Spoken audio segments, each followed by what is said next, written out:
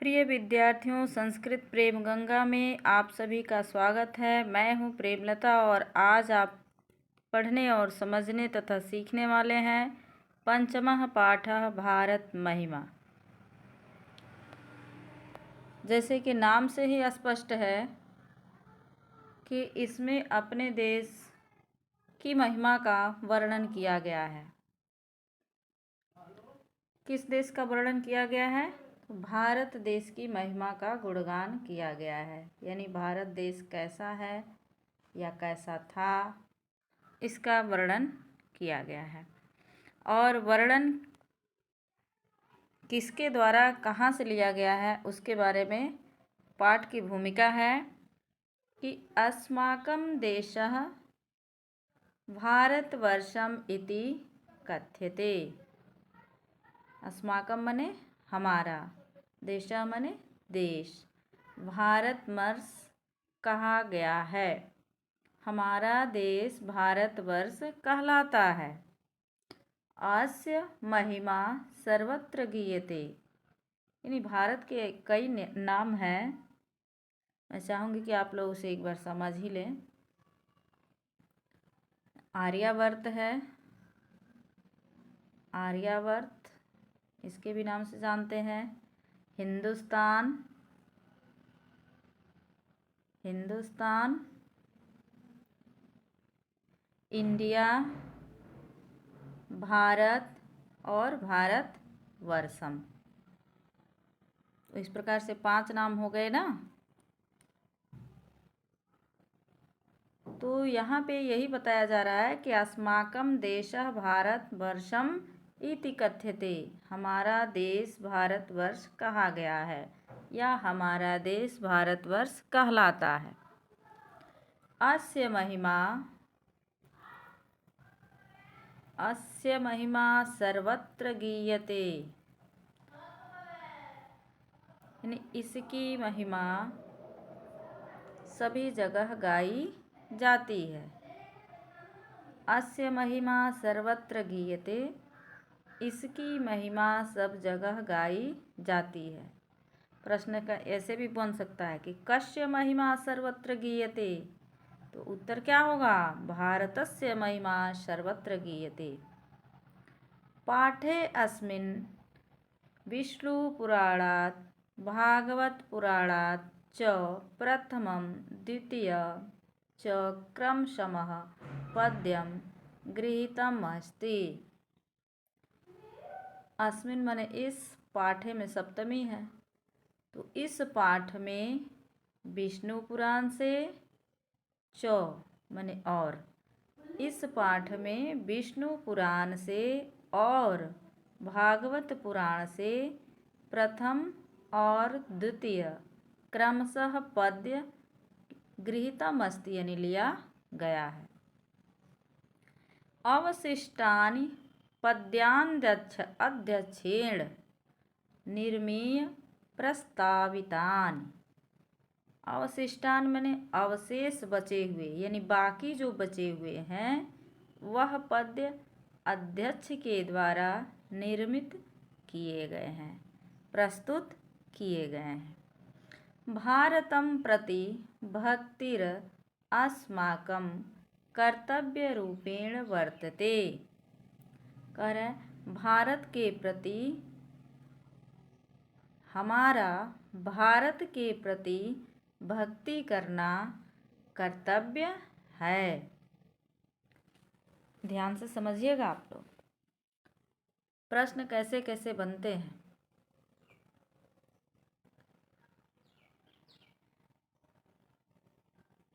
यहाँ कह रहा है कि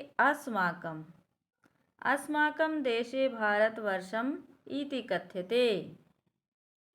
हमारा देश भारतवर्ष कहा गया है, कहलाता है। प्रश्न पूछेगा क्या कि भारतवर्ष किसका देश भारत कहलाता है, तो हमारा देश भारत कहलाता है। कस्य महिमा सर्वत्र गीयते, किसकी महिमा सर्वत्र गाई गई है, तो अस्य के जगह पे क्या हो जाएगा? प्रश्न बनेगा कस्य महिमा सर्वत्र गीयते, तो यहाँ हो जाएगा भारतस्य महिमा सर्वत्र गीयते। पाठ में विष्णु पुराण से और भागवत पुराण से पहला और दूसरा क्रमशः पद्य लिया गया है। शेष बचे पद्य अध्यक्ष के द्वारा निर्मित यानी रचित है, जो कि प्रस्तुत है। भारतं प्रति भक्तिस्माकं कर्तव्य रूपेण वर्तते। हमें भारत के प्रति कर्तव्य करने चाहिए, यानी हमारा कर्तव्य है कि हम भारत के प्रति भक्ति करें।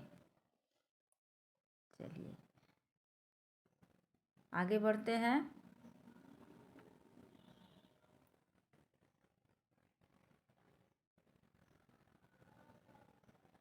बच्चों ध्यान से समझिएगा आप लोग। पहले जो 2 श्लोक दिए गए हैं, जो पद्य है, उसमें एक भाग में बांटा है पौराणिक को और दूसरे भाग में बांट दिया है आधुनिकी को।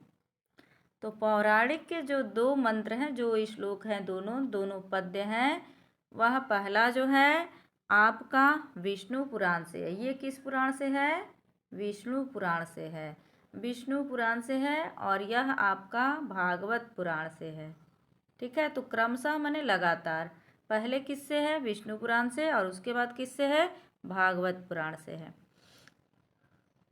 उसके बाद के जो 3 श्लोक हैं वह आपके आधुनिक श्लोक है, जिनकी रचना जो है अध्यक्ष के द्वारा की गई है। बारी बारी से इसे आप लोग समझेंगे। इससे पहले, क्योंकि यह पद्यात्मक है, तो एक बार आप इसका गायन कर लें, उसके पश्चात ही आपको इसका अर्थ समझना है और उसे लिखना है। सबसे पहले आप उसका उच्चारण कर लें। गायन्ति देवा किल गीतकानि, धन्यास्तु ते भारत भूमि भागे।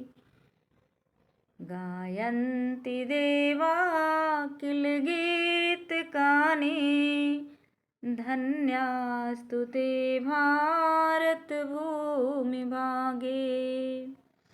स्वर्गापवर्गास्पदमार्गभूते, भवन्ति भूयः पुरुषा सुरत्वात्।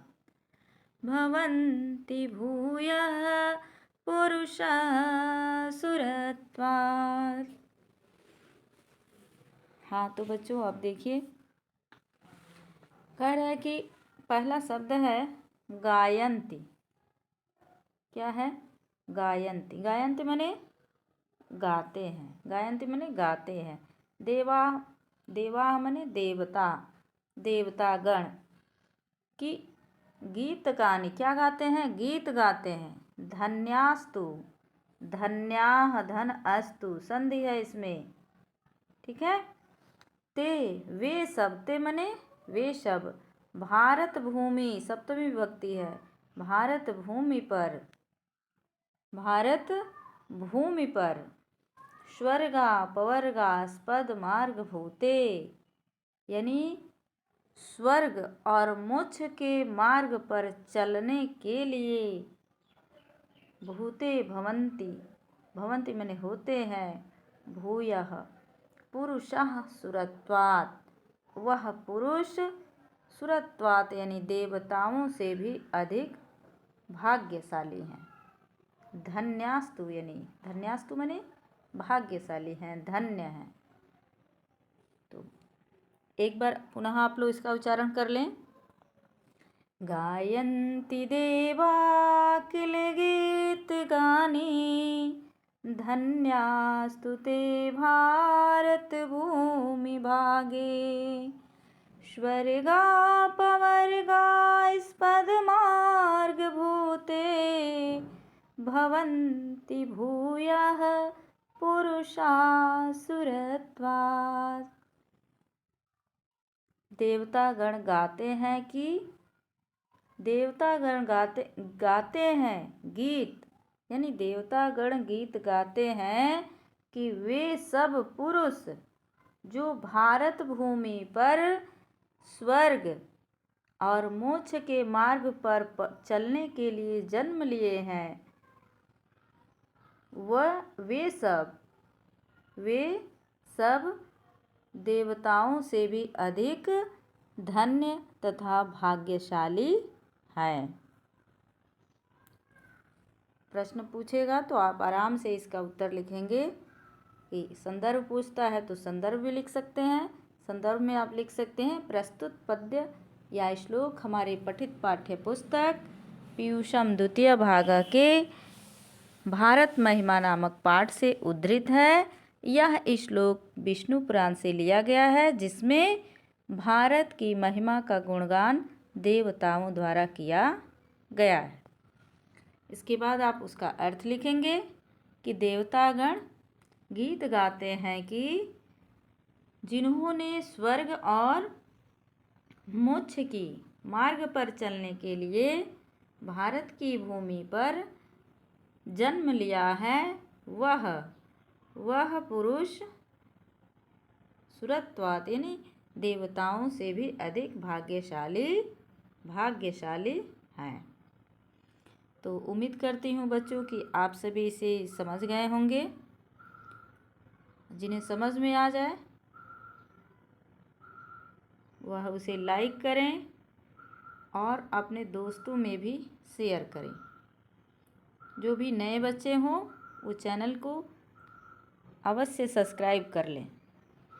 आते हैं हम दूसरे नंबर श्लोक पर गायन के साथ, क्योंकि यह पद्यात्मक है। अहो अमीषां किं कार्यशोभनं प्रसन्न येषां स्विदुत् स्वयं हरि यर्जन्म लब्धं नृषु भारताजिरे मुकुन्द सेवौपायिकं ये स्पृहाहीनः।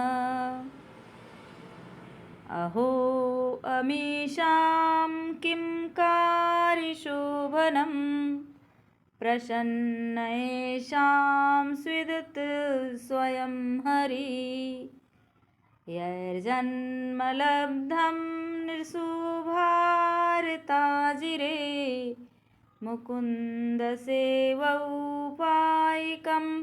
ये स्पृहाहीनः। ध्यान से समझना है बच्चों। अहो मने संबोधन के लिए प्रयोग होता है, ठीक है। अमीषाम किम कार्य शोभनम, शोभनम मने शोभनीय, कैसा है ये, कैसा शोभनीय है, कैसा अच्छा कार्य है। प्रसन्नम एवं प्रसन्ना येषां स्विदुत् स्वयं हरि, खुद स्वयं हरि यानी भगवान। मुकुंद से यहाँ पर विष्णु का पर्याय है, मुकुंद शब्द विष्णु का पर्याय है, यानी ईश्वर हरि की सेवा के योग्य जन्म लेकर के, यैर जन्मन जो जन्म लेकर, लब्धम निषु भातराजिरे भारत में जन्म लेकर के, मुकुंद सेवौपैकम स्पृहाहीनः ईश्वर की सेवा में लग जाने की इच्छा होती है। अर्थ होगा कि ईश्वर के द्वारा कैसा अच्छा काम किया गया, किम कार्य शोभनम, कैसा काम किया गया जिससे मनुष्य जन्म लेकर भारत की धरती पर भगवान श्री कृष्ण की सेवा के योग्य बन जाते हैं। हमारी भी इच्छा है, स्पृहा मने इच्छा, हमारी भी इच्छा है कि भारत भूमि पर अवतरित हुए, भारत पर जन्म ले। तो इस प्रकार से बच्चों ये जो आपका श्लोक था यह आपका भगवत पुराण से है। अक्सर प्रश्न पूछता है अहो अमेशाम किम कार्य शोभनम किस पुराण से लिया गया है। वैसे पुराणों की कुल संख्या 18 है। जब मैं इसके बाद में जो वीडियो डालूंगी जो इस पाठ के प्रश्न उत्तर से संबंधित रहेगा उसमें 18 पुराणों के नाम मैं आप लोग को दूंगी नोटबुक्स में, जिसे आप अपने नोटबुक में लिखेंगे। फिलहाल इतना समझिए कि जो पहला श्लोक था वह आपका विष्णु पुराण से था और यह जो दूसरा श्लोक है यह आपका भागवत पुराण से संबंधित है। तो आप अर्थ लिखिए। अर्थ में लिखना है ईश्वर के द्वारा कैसा अच्छा काम किया गया था जिससे मनुष्य भारत भूमि पर जन्म लेकर हरि की सेवा की इच्छा के योग्य बन जाते हैं। यानी जो देवता हैं वह अपने भाव को प्रकट कर रहे हैं कि यह भारत भूमि ऐसी है कि इस पर स्वयं हरि, यानी आपको पता है ना मुकुंद से अर्थ भगवान विष्णु के हैं और वो कृष्ण के रूप में भी धरती पर आए थे कृष्ण अवतार में, तो स्वयं आ जाते हैं इस धरती पर। तो वही कह रहे हैं कि ऐसी ये भारत भूमि है कि हमारी भी इच्छा है कि हम भी भारत भूमि पर अवतरित हों। खास तौर से यह आप लोग को समझना है कि ये देवताओं द्वारा स्तुति की जा रही है भारत के महिमा का गान के लिए, यानी भारत की गुणगान का वर्णन देवताओं के द्वारा किया जा रहा है। अब आप आएंगे आधुनिकी में, यानी ये जो श्लोक है जो पद्य है ये आधुनिक काल का है और इसके रचयिता जो हैं यहाँ पर स्पष्ट पुस्तक में लिखा हुआ है कि अवशिष्टानि पद्यांत अध्यक्षेण निर्मीय, यानी जो अवशेष बचे यानी आधुनिक जो पद्य हैं वह अध्यक्ष के द्वारा रचित है। तो पहले आप एक बार इसे मेरे साथ आप लोग मुझे सुन करके आप लोग इसे गाएंगे, क्योंकि उच्चारण स्पष्ट होने चाहिए। जब उच्चारण स्पष्ट होगा भाव अपने आप स्पष्ट होने लगेगा और 2-3 बार जब आप लोग अच्छे से इसका उच्चारण करेंगे तो पढ़ते पढ़ते ही आपको समझ में आएगा कि किस किस शब्द का क्या अर्थ है और उसके भाव क्या हैं। तो चलिए उच्चारण करते हैं। इयं निर्मला वत्सला मातृभूमि प्रसिद्धं सदा भारतं वर्षमेतत्। इयं निर्मला वत्सला मातृभूमि प्रसिद्धं सदा भारतं वर्षमेतम्। विभिन्ना जना धर्म जाति प्रभेदै रिहैकत्वभावं वहन्तो वसन्ति। विशालास्मदीया धरा भारतीया सदा सेविता सागरैरम्यरूपा। वनै पर्वतैर्निर्झरैर्भव्यभूति वहन्तीभिरेषा शुभा चापुगाभिः। जगद्गौरवं भारतं शोभनीयं सदा इस्माभिरेतत्तथा पूजनीयम्। भवेद्देशभक्तिः समेषां जनानां परादर्शरूपा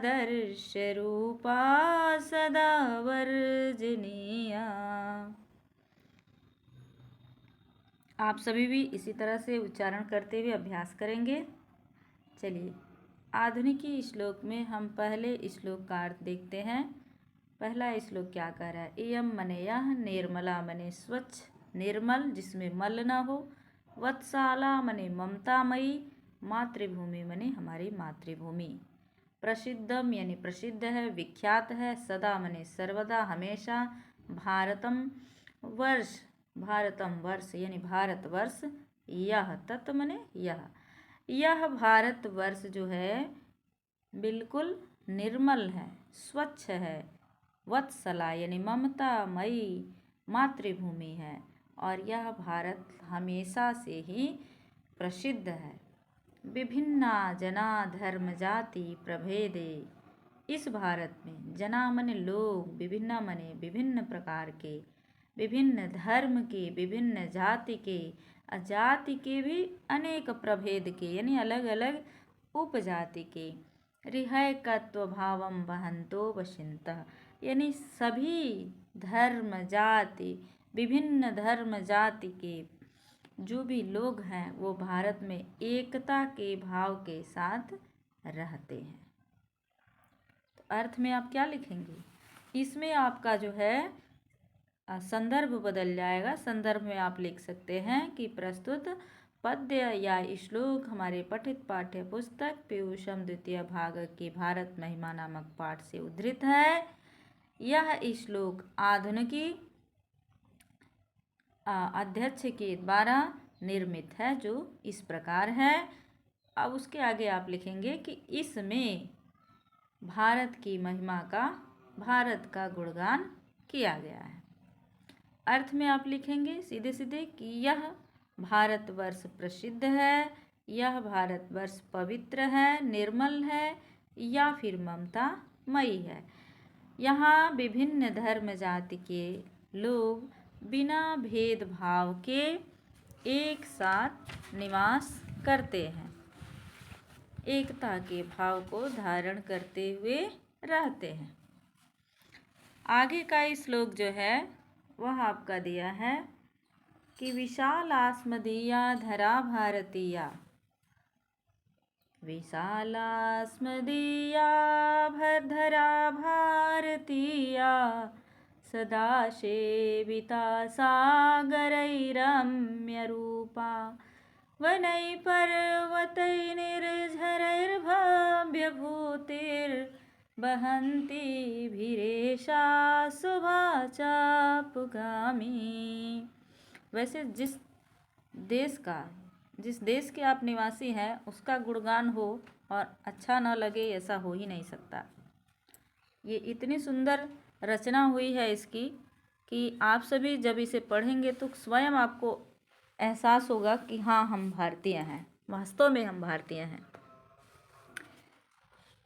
पहला शब्द कह रहा है विशाला यानी हमारी मातृभूमि कैसी है?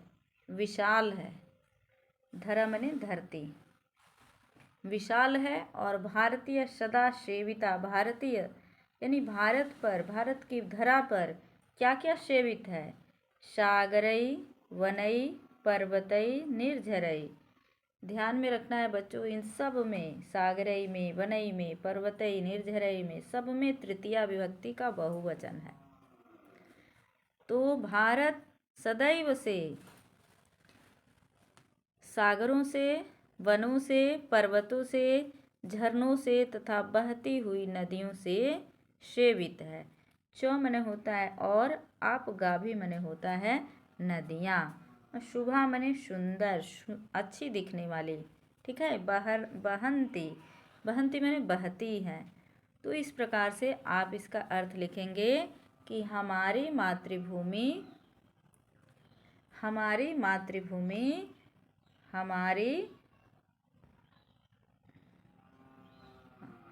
हमारी मातृभूमि सदा से ही विशाल, रमणीय रूप वाली, सुंदर, शुभ स्वरूप वाली और बहुत ऐश्वर्य वाली है। कैसी है?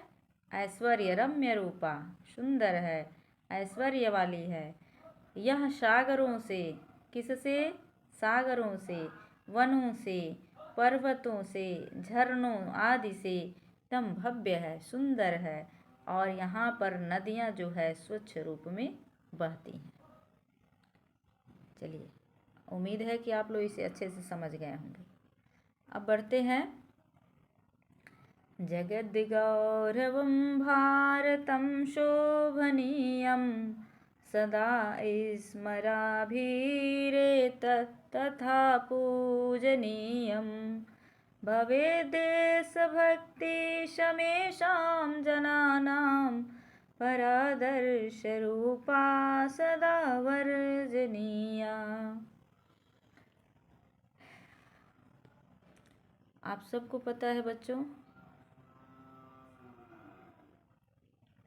कि जगत माने क्या होता है? संसार। गौरव माने अभिमान, गर्व करना। भारतम भारत, शोभनीयम शोभा देता है, शोभनीय है। सदा माने सर्वदा, इस माँ भी रे तथा हम लोगों द्वारा। पूजनीयम कैसा है? भारत कैसा है? हम लोग के द्वारा पूजनीय है, पूजा करने योग्य है। भवे देशभक्ति, देशभक्ति होनी चाहिए। शमेषाम जनानाम, शमेषाम सभी लोगों में। परादर्श रूपा यानी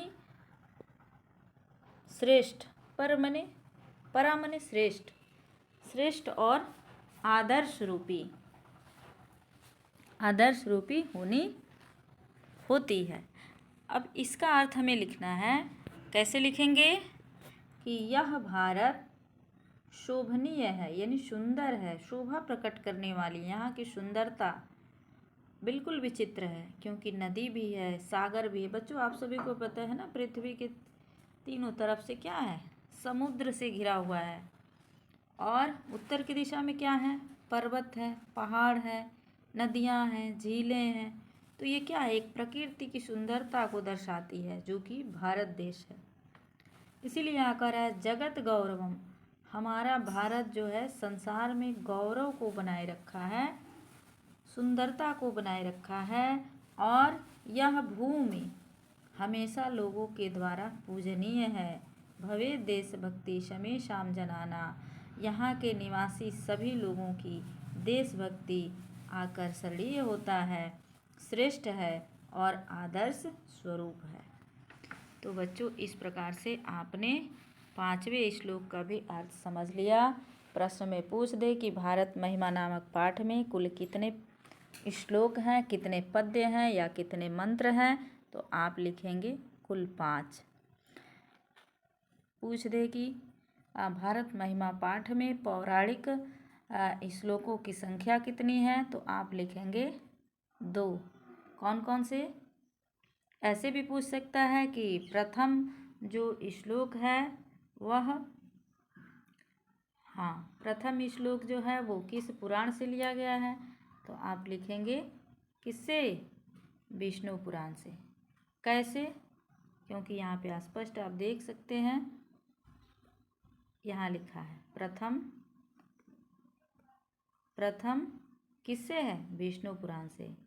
क्रमशः कह रहा है उसके बाद, यानी लगातार। द्वितीय किससे है? भागवत पुराण से।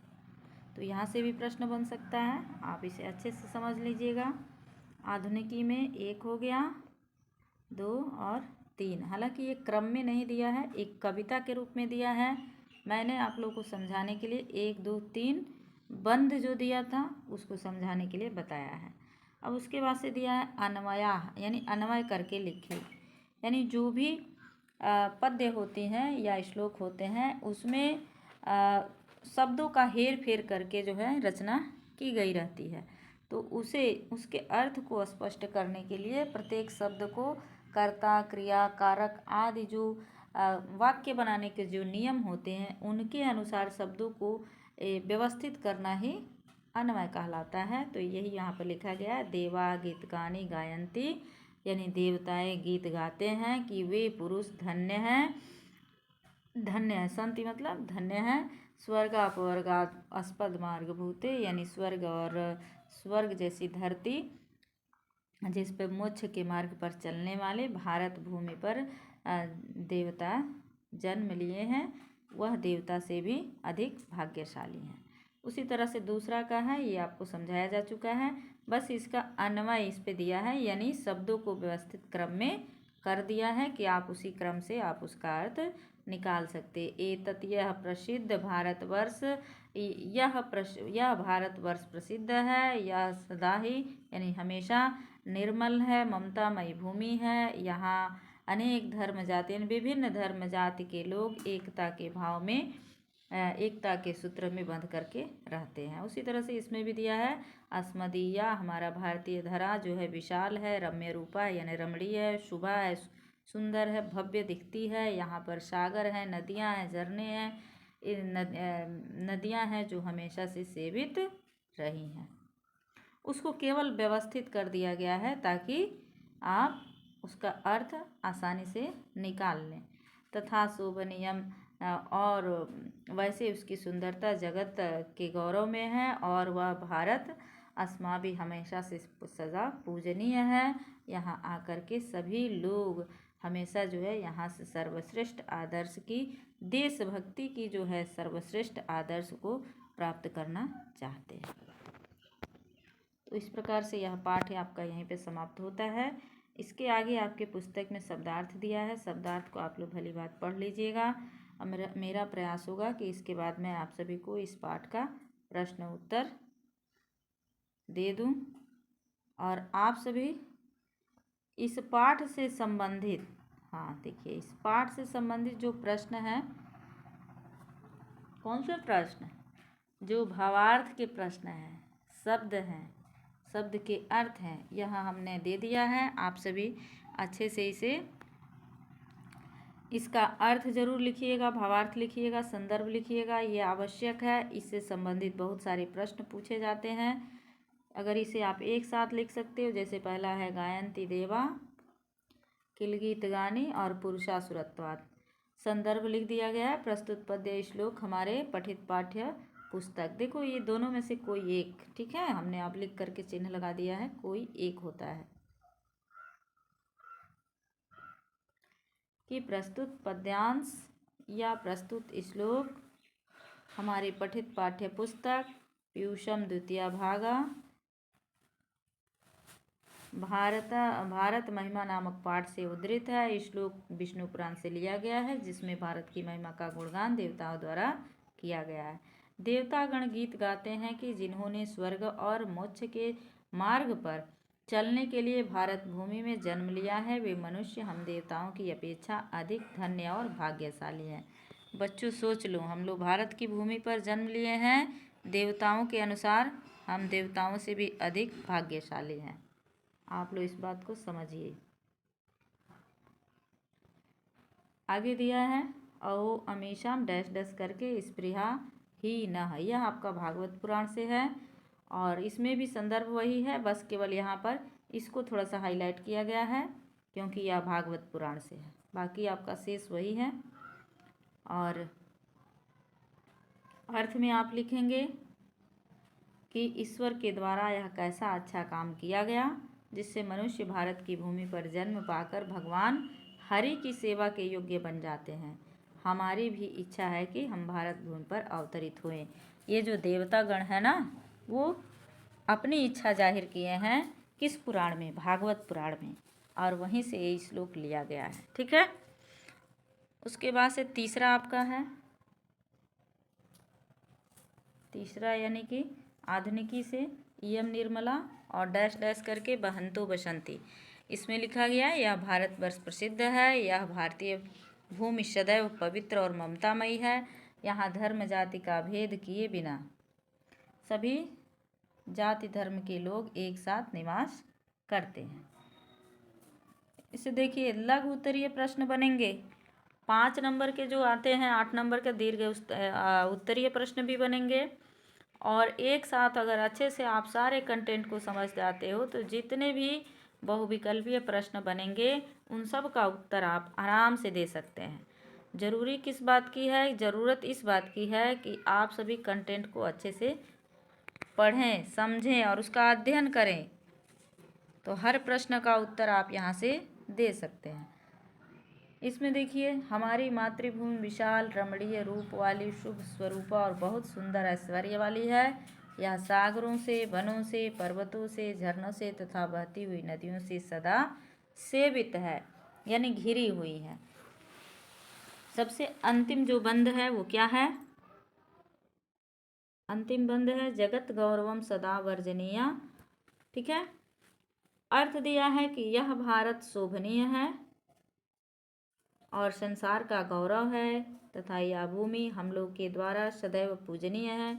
यहाँ के निवासी हम लोगों की देशभक्ति सदैव आकर्षणीय है, यानी अपने ओर आकर्षित करने वाली है, श्रेष्ठ है और आदर्श स्वरूप है। ठीक है, तो बच्चों इस प्रकार से इस पाठ का आप लोगों ने व्याख्या समझ लिया और इसके जो भावार्थ थे हमने अर्थ जो है इसमें लिखवा दिया। अब आप अपने नोट्सबुक में तैयार करेंगे और मैं आप लोग की क्लास में कॉपी जांच करूँगी। सभी बच्चों की कॉपी कंप्लीट होनी चाहिए।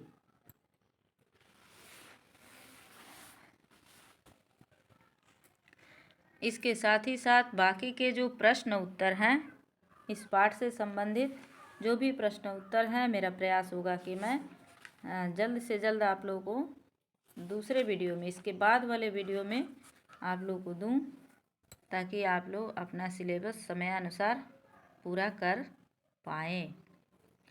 ठीक है, और जो भी नए विद्यार्थी हैं जो हमारे विद्यालय से नहीं जुड़े हैं, जो अन्य विद्यार्थी हैं जो देखते हैं, वह भी इसे अपना जो है नोट्सबुक में तैयार करें, क्योंकि जुलाई में भारत महिमा पाठ जो है वो आपके सिलेबस में है। तो उसे पढ़ना, समझना, याद करना और उससे संबंधित प्रश्न को समझना अति आवश्यक है, क्योंकि यह भारत देश का वर्णन कर रहा है और इससे हमेशा 2, 4, 5 प्रश्न तो पूछे जाते हैं। पाठ बहुत ही महत्वपूर्ण है, इसलिए इस पाठ को आप सभी बखूबी अध्ययन कीजिएगा और रट्टा नहीं मारना है, समझ करके याद करना है। इन्हें रट्टा मारना शुरू कर दे, रट्टा नहीं मारना है, समझते हुए याद करना है। चलिए, बहुत समय हो गया और अधिक समय नहीं लेते हुए आप सभी को धन्यवाद।